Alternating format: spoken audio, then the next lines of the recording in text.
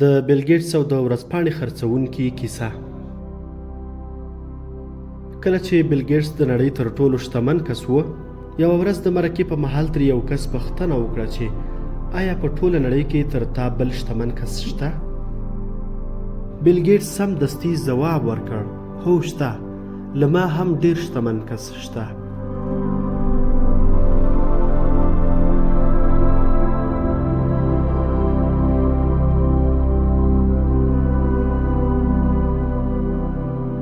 کله چې زه عادي شخص وم او لا مشهور شوی نه وم، د نیویارک په هوایي ډګر کې وم، ومې غوښتل چې یوه ورځپاڼه واخلم. ګورم چې له ما سره په جیب کې پیسې نشته.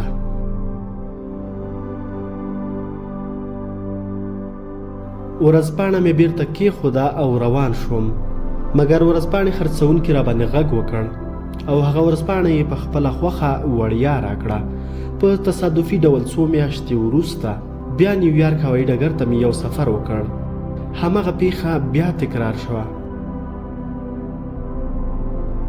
ورځپاڼې اخیستو لپاره مې په جیب کې میده پیسې نه وې، بیا یې هم راته ورځپاڼه په وړیا ډول وړاندې کړه.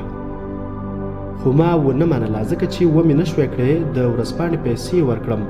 خو هغه ډېر ټینګار وکړ چې وایې خلم.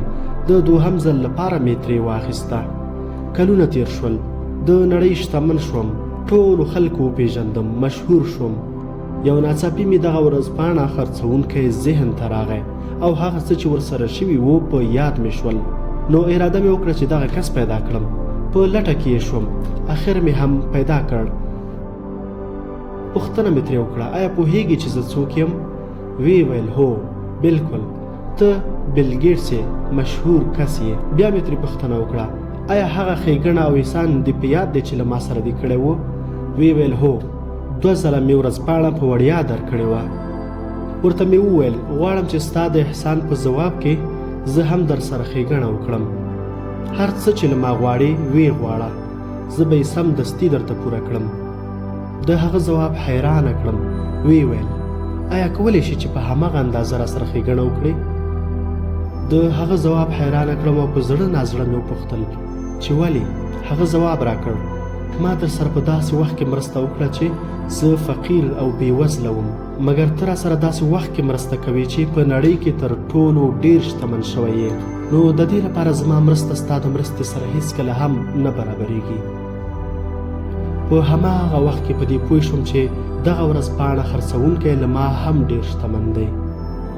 هغه دا انتظار نه درلود چې کله شتمن شي بیا به مرسته کوي. داسې وخت کې یې مرسته وکړه چې هیڅ یې نه درلودل.